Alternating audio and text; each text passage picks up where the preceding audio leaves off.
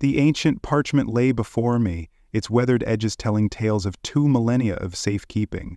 As I traced the Greek letters with my eyes, I can almost hear the waves crashing against the rocky shores of Patmos, where it all began. This is no ordinary story. This is the Apocalypse of John, the last book of the Christian Bible, and perhaps its most misunderstood text. Please subscribe to our channel for more biblical stories. In the year 95 CE, on a small rocky island in the Aegean Sea, an elderly man named John sat in a cave, his hands trembling as he recorded visions that would perplex and fascinate humanity for thousands of years to come. But who was this John? The early church identified him as John the Apostle, the beloved disciple of Jesus, now in his twilight years. Others argue he was a different John altogether, a prophet known to the churches of Asia Minor. What we do know is that he was exiled to Patmos because of the Word of God and the testimony of Jesus. The Roman Empire under Emperor Domitian had unleashed a wave of persecution against the early Christian church. Christians were being martyred for refusing to worship the emperor as Lord and God. It was in this atmosphere of terror and uncertainty that John received his apocalyptic visions. The Greek word apocalypsis means unveiling or revelation, not destruction, as many assume. This book was meant to pull back the curtain between heaven and earth, to reveal divine secrets to a suffering church. What you are about to discover goes far beyond the popular interpretations and sensational theories that often surround this text. We'll delve into the hidden symbolism that early Christians would have immediately recognized, symbols that spoke of hope in the midst of persecution, of ultimate victory through apparent defeat. We'll explore the mathematical patterns, the ancient cosmic imagery, and the political codes woven into this tapestry of divine revelation. But I must warn you, once you understand the true context and meaning of these visions, you'll never read the book of Revelation the same way again. This is not merely a prediction of the future. It's a masterpiece of resistance literature, a cosmic drama, and a message of hope that has sustained persecuted believers for generations. As we begin this journey together, remember that we're not just examining an ancient text. We're stepping into a world where the veil between heaven and earth grows thin, where symbols carry dangerous political messages, and where a persecuted church found the courage to resist the greatest empire the world has ever known. Welcome to the true story of the book of Revelation. The things you're about to learn might shake your understanding of this ancient text to its very foundations. The mystery of John's identity has puzzled scholars for generations. In the flickering lamplight of ancient church gatherings, heated debates would arise. Was this the same John who had rested his head on Jesus' shoulder at the Last Supper? The careful examination of ancient manuscripts tells a fascinating tale.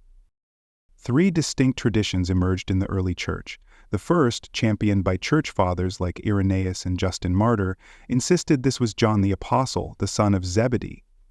They pointed to similarities with John's Gospel, the emphasis on Jesus as the Word, the imagery of light and darkness, the symbolic use of numbers. Yet, the Greek text tells a different story. While the Gospel of John flows like polished marble, smooth and refined, the Revelation manuscript erupts with raw, almost volcanic Greek, breaking grammatical rules with either ignorance or audacious purpose. A second tradition suggested another John, John the Elder, mentioned in fragments of ancient church documents. Eusebius, the great church historian, wrote of 2 tombs in Ephesus, both bearing the name John. Was our author the mysterious elder who led churches in Asia Minor during the turbulent final decades of the 1st century? The dating of the manuscript provides crucial clues. The text itself speaks of the 7 churches in Asia, all existing cities during Domitian's reign. When John writes of the great cities sitting on 7 hills, his first readers would have instantly recognized Rome. More specifically, he refers to the mark of the beast and the number 666, a numerical code that, when decoded through Hebrew gematria, spells out Neron Caesar. These are not random details, but carefully placed timestamps pointing to the mid-90s CE. What sets this apocalyptic text apart is its masterful use of numbers and symbols. 7 appears 54 times, 7 churches, 7 seals, 7 trumpets, 7 bowls. The number 12 and its multiples structure the vision of the New Jerusalem. These aren't mere coincidences. They reflect a sophisticated mathematical architecture that would have resonated with both Jewish and Greek readers. The book of Revelation didn't emerge in a vacuum. It stands in a rich tradition of Jewish apocalyptic literature, including works like Daniel, 1 Enoch, and 4 Ezra. These texts shared common features: heavenly journeys, angelic guides, cosmic battles, and the use of vivid symbols to encode messages of hope for persecuted communities. But Revelation transforms this tradition. While other apocalypses remained private, sealed documents, John insists his prophecy must be read aloud in the churches. He blends the roles of Old Testament prophet and New Testament apostle, creating something entirely unique in religious literature. A fascinating detail often overlooked is John's writing environment on Patmos. Recent archaeological excavations have uncovered evidence of a Roman penal colony on the island, suggesting John wrote under surveillance. This might explain his heavy use of symbolism. He was crafting a resistance document that could pass imperial inspection while carrying revolutionary messages to his Christian readers. The manuscript itself reveals the urgency of its composition. Smudged letters, rushed corrections, and repeated phrases suggest a man writing in haste, possibly by limited light, desperate to record visions before they faded from memory. Yet within this urgent scrawl lies one of the most intricately structured texts of ancient literature, its patterns and perils revealing careful planning despite its seemingly chaotic surface. These origins, the debate over authorship, the precise dating, the sophisticated use of symbols, and its place in apocalyptic tradition are not mere academic curiosities. They form the essential foundation for understanding the book's message. For in discovering who wrote these words, when, and why, we begin to unlock the true meaning of this remarkable text. Beneath the surface of Revelation's vivid imagery lies a complex system of symbols, numbers, and coded messages that would have sparked immediate recognition among its first readers. Today, we pull back the veil on these ancient secrets. Please subscribe to our channel for more biblical stories. The number 666 has captured human imagination for millennia, spawning countless theories and interpretations. But to the persecuted churches of Asia Minor, its meaning was clear. In Hebrew gematria, where each letter carries a numerical value, Nero Caesar, written in Hebrew letters, adds up precisely to 666. Some ancient manuscripts show a variant reading of 616, exactly the number you get when spelling Nero's name in Latin. This wasn't mere coincidence. It was resistance literature at its finest. 7 echoes throughout the text like a divine heartbeat.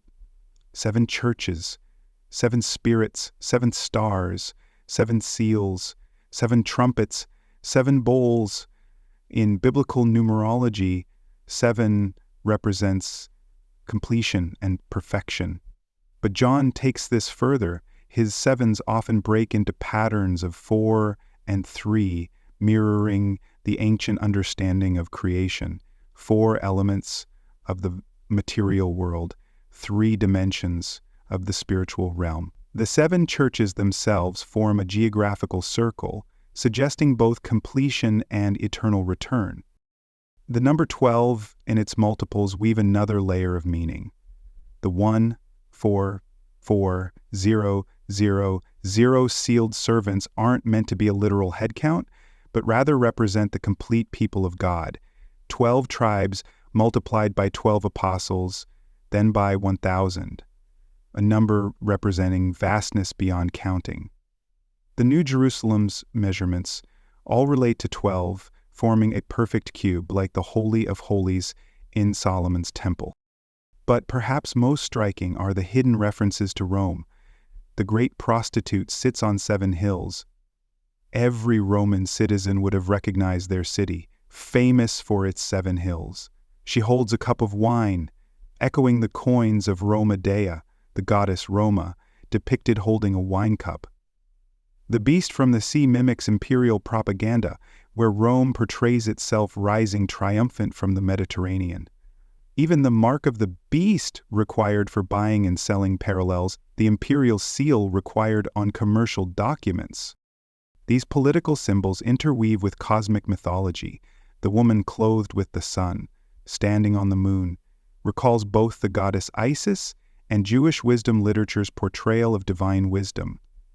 The dragon pursuing her draws on ancient Near Eastern chaos myths, like Tiamat pursuing Marduk, but John transforms these stories.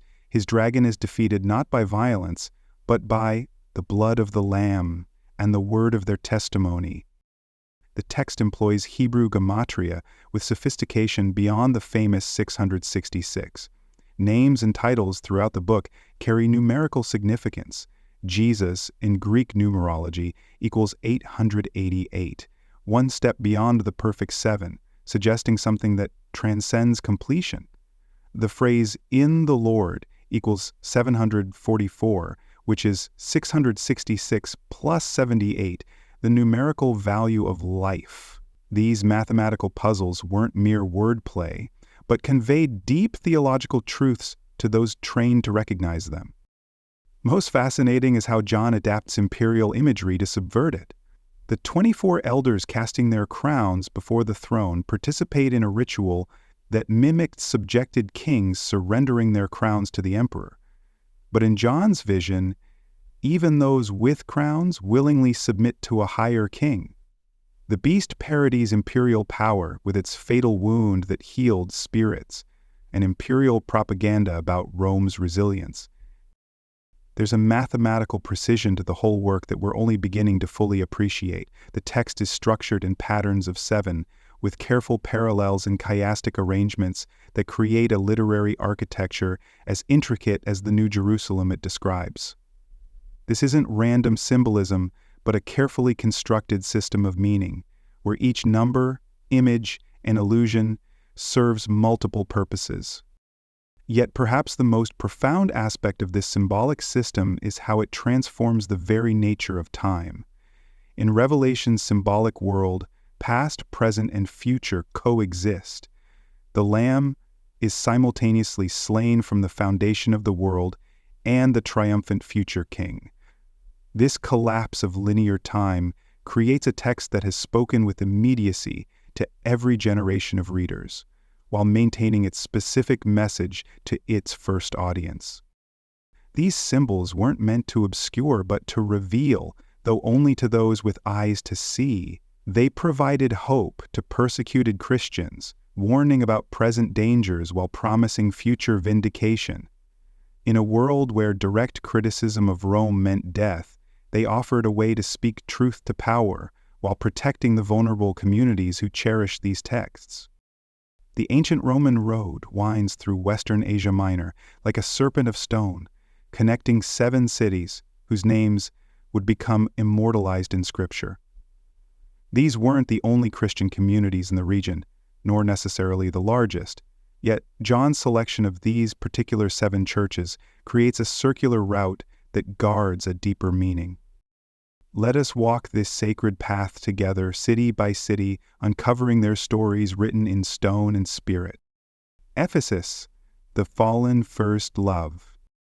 Our journey begins in Ephesus, the greatest city of Asia Minor. Recent archaeological excavations have unearthed the magnificent Temple of Artemis, one of the 7 wonders of the ancient world. Here, in the shadow of this pagan colossus, the first Christian community took root. The marble-paved street leading to the harbor still bears chariot wheel ruts, the same street where Paul once taught in the lecture hall of Tyrannus. The name Ephesus means desirable, and how desirable it was indeed.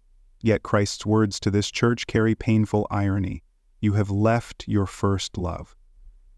Today, visiting the ruins of Ephesus, one can still see the grand library facade, the massive theater, and the agora where early Christians would have traded. But the harbor that brought its wealth has silted up, leaving the ancient city stranded inland, a poignant reminder of how even the mightiest can fall. Smyrna, the suffering crown. North, along the coast, lies Smyrna, modern-day Izmir, whose name means myrrh, an expensive perfume used in burial. How prophetic this name would prove. Here, where the elderly bishop Polycarp would later be martyred, Christ promises, "Be faithful unto death, and I will give you the crown of life." Please subscribe to our channel for more biblical stories. Archaeological finds have revealed a city proud of its loyalty to Rome, with temples dedicated to the imperial cult dotting the ancient Acropolis. The pressure on Christians to burn incense to Caesar would have been intense. Today, while modern Izmir thrives, remnants of the ancient agora still stand, their stones witnessing to centuries of faithfulness under fire. Pergamon, the compromised throne. Rising dramatically on its Acropolis, Pergamum dominated the surrounding plain. "I know where you dwell," writes John, "where Satan's throne is." This wasn't metaphorical. The massive altar of Zeus, now in Berlin's Pergamon Museum, sat like a throne above the city. Here, too, stood a temple to Asclepius, the healing god, whose symbol was a serpent on a pole, a dark parody of Moses' bronze serpent. Recent excavations have uncovered scrolls suggesting that the church here struggled with teaching that blended Christian faith with pagan practices. The name Pergamum means height or elevation, but spiritual compromise would bring it low. Thyatira, the tolerant trade center. Thyatira, smallest of the 7 cities, was known for its trade guilds. Archaeological evidence shows workshops for dyeing purple cloth, like that sold by Lydia in Acts. Each guild had its patron deity, and refusing to participate in their festivals could mean economic suicide. The church's toleration of Jezebel, likely a prophetic figure promoting compromise with these practices, earned Christ's stern rebuke. Today, only scattered ruins remain beneath modern Akhisar, but recent digs have uncovered guild membership tokens bearing pagan symbols, tangible evidence of the pressures these believers faced. Sardis' dead reputation. Once capital of the legendary Croesus, Sardis bore a name meaning remnant, or those who escape. Its seemingly impregnable cliffside fortress had fallen twice to surprise attacks, once to Cyrus the Persian, once to Antiochus III, because its guards grew complacent. Christ's warning to wake up carried special sting here. Modern excavations have revealed a massive synagogue alongside a Christian church building, evidence of the complex religious dynamics John addressed. The ruins of the Temple of Artemis still stand, their massive columns testimony to a grandeur that proved hollow. Philadelphia, the faithful little. Philadelphia means brotherly love. And this city lived up to its name. Christ found no fault here, only praise for keeping his word despite having little strength. Archaeological evidence shows it was the smallest of the 7 churches, yet it received the greatest promises. The city suffered frequent earthquakes, and excavations reveal repeatedly rebuilt walls.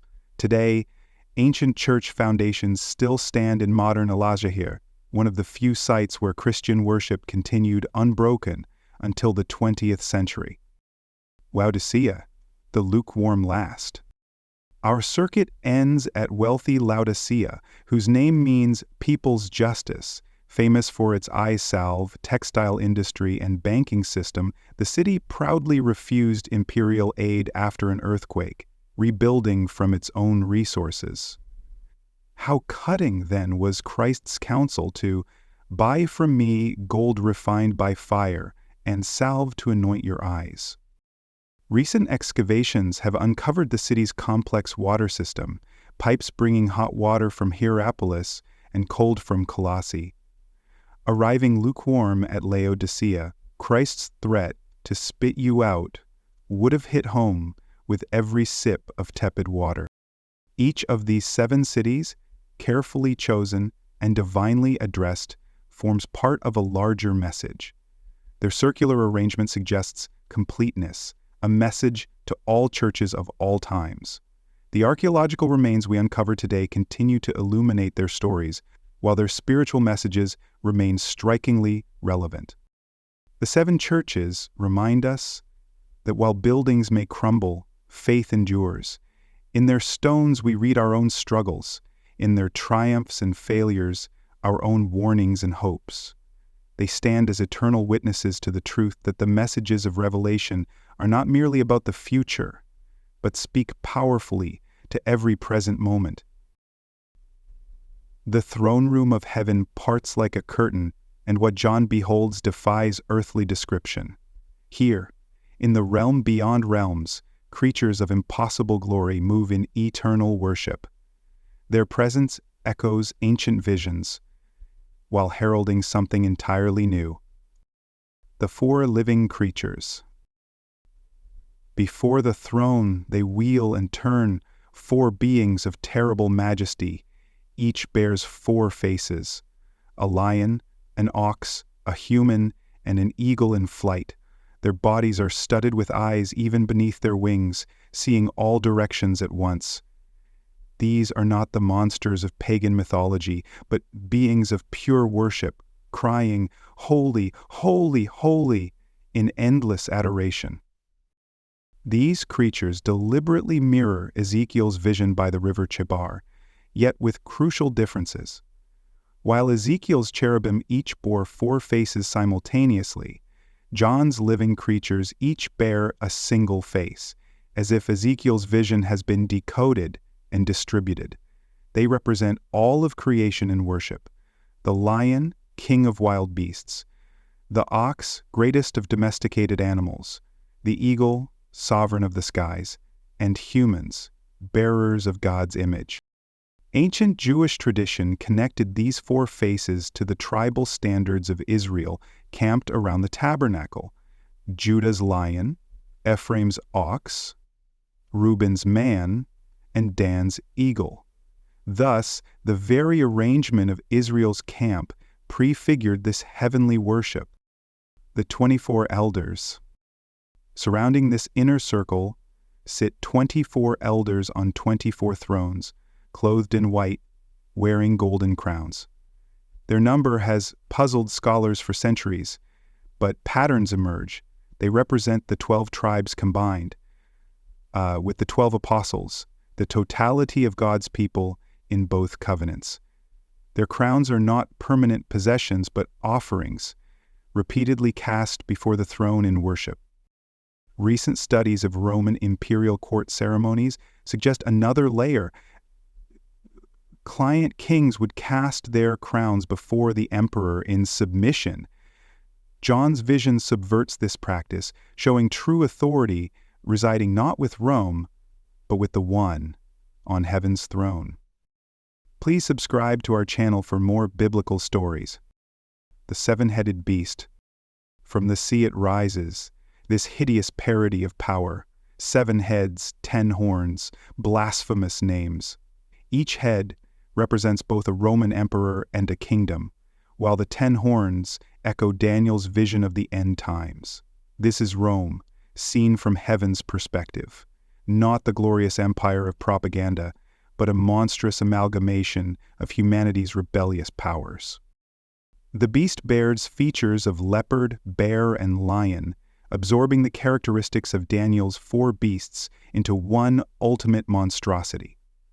Its fatal wound that healed likely references Nero's death and the subsequent civil war, or perhaps the broader phoenix-like quality of empire to resurrect itself through history. The woman clothed with the sun. She appears as the greatest sign in heaven, a woman arrayed with the sun, the moon under her feet, crowned with 12 stars. This is no mere mortal but a cosmic figure representing both Israel, who gave birth to the Messiah, and the Church, who continues to bear witness. Her imagery deliberately inverts that of pagan goddesses like Isis and Cybele, showing the true story behind distorted human mythology. The dragon that pursues her combines Christian symbolism with ancient Near Eastern chaos monsters like Tiamat. Yet, unlike pagan myths where order emerges through violence, here the dragon is defeated by sacrifice, the blood of the lamb and the testimony of martyrs. Ancient cosmic symbolism. These visions draw deeply from the well of ancient cosmology. The four living creatures recall the fixed signs of the zodiac, redeemed from astrological usage to show all creation in worship. The woman's astral clothing suggests authority over the very powers pagans worshipped as gods. Even the dragons, sweeping a third of the stars from heaven, echoes ancient combat myths, now transformed to serve the true story. Numbers play their part in this cosmic drama. 4 living creatures represent creation's fullness. 24 elders show the completion of God's people. 7 heads speak of false completion. 10 horns of human political power trying to usurp divine authority. 12 stars crown the woman, showing her authority as both Israel and Church.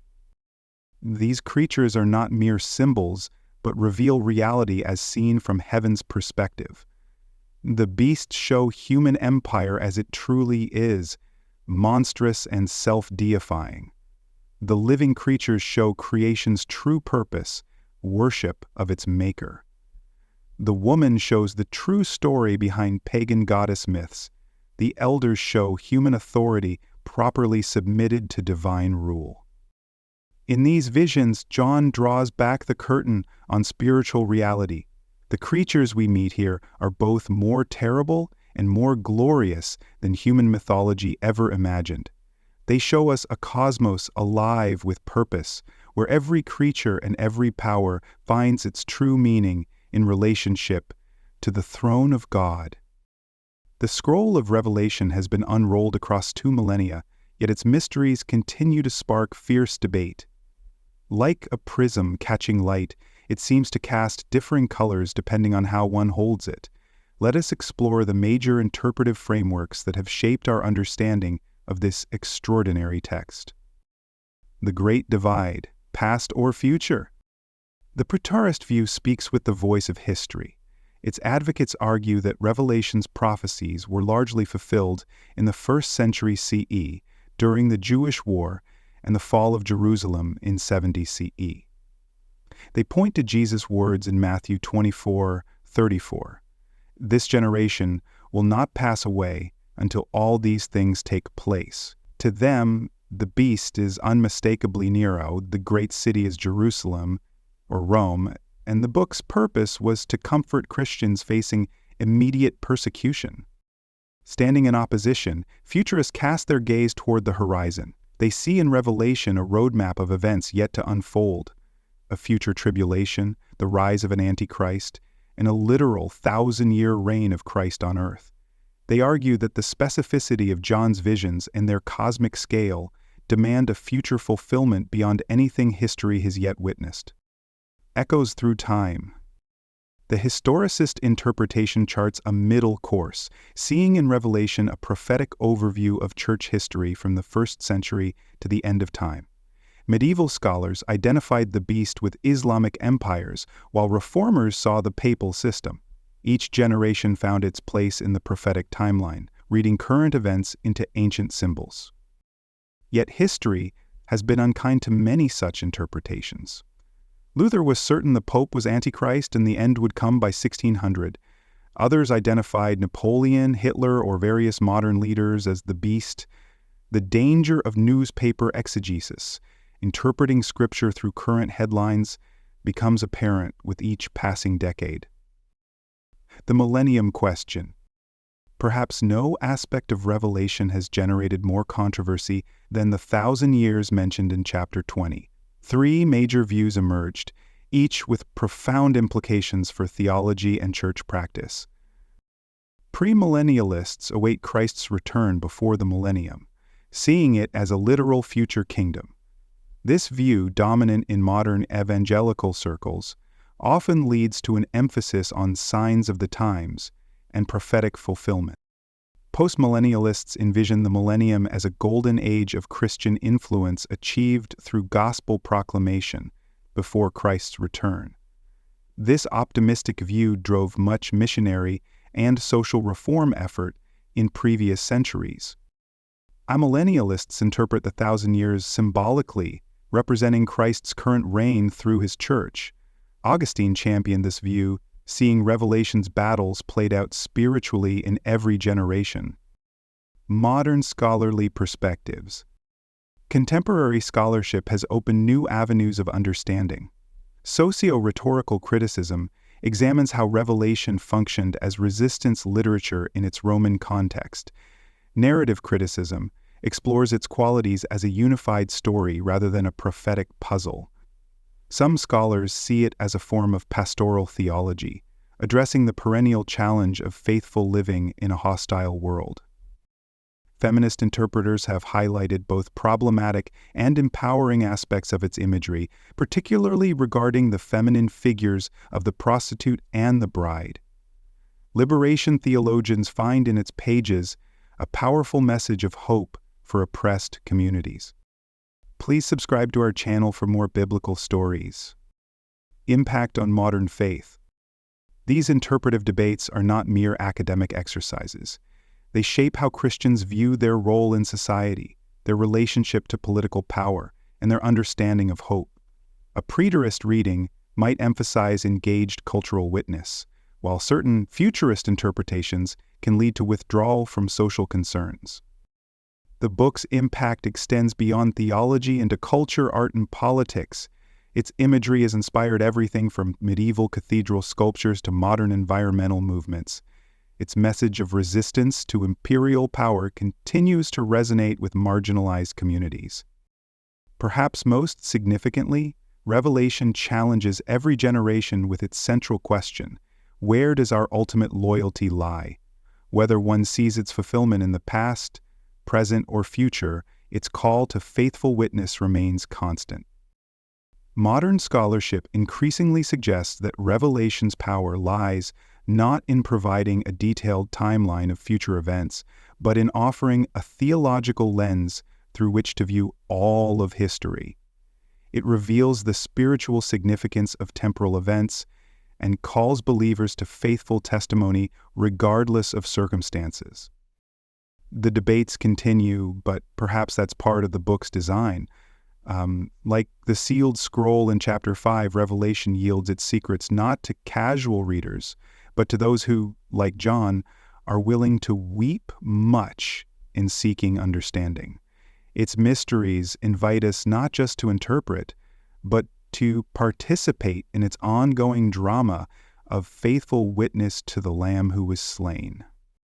As our journey through the apocalypse draws to a close, we stand, like John on Patmos, forever changed by what we have witnessed.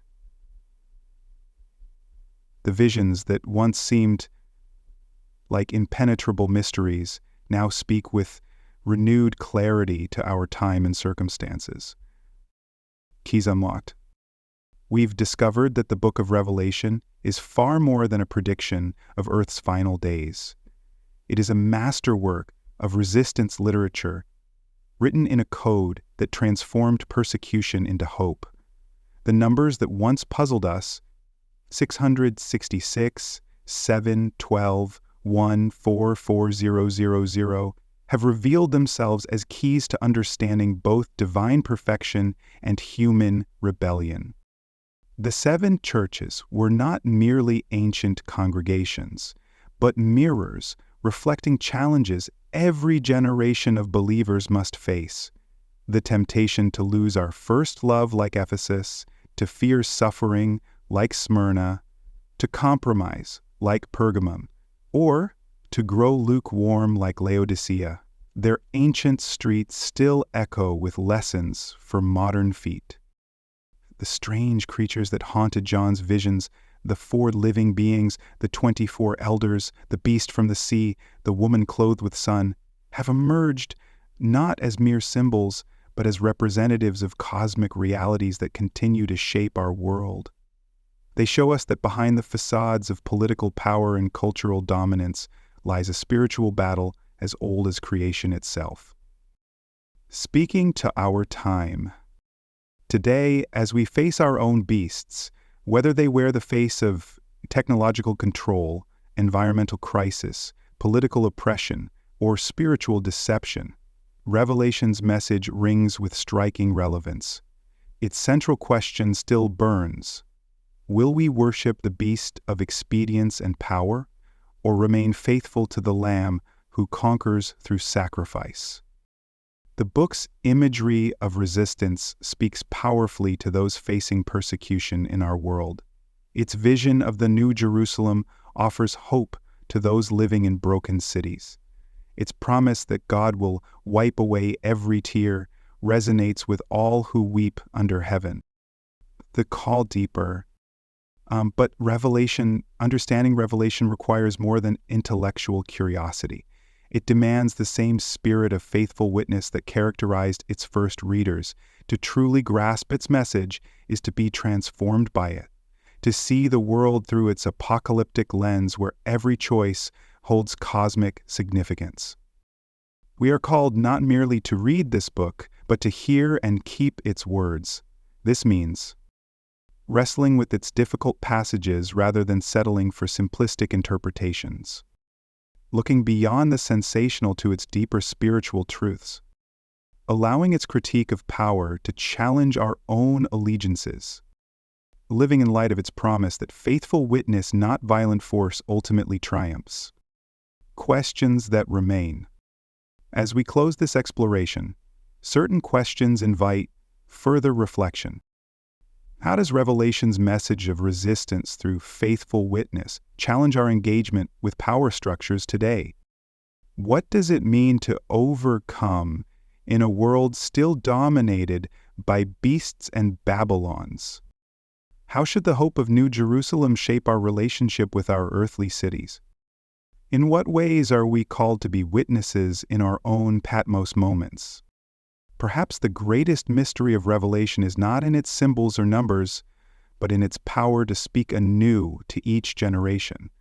Like the 7-sealed scroll at its heart, it continues to yield fresh insights to those who approach it with humility and faith. For in the end, Revelation is not merely about the future, it is about every moment of decision, where we must choose between the mark of the beast and the seal of the living God. It is about the present reality of Christ's lordship over history. And it is about the eternal truth that love and faithful witness, not force and fear, are the powers that ultimately shape the destiny of creation. May we, like John, be those who hear, read, and keep the words of this prophecy, for the time is always at hand. Please subscribe to our channel for more biblical stories.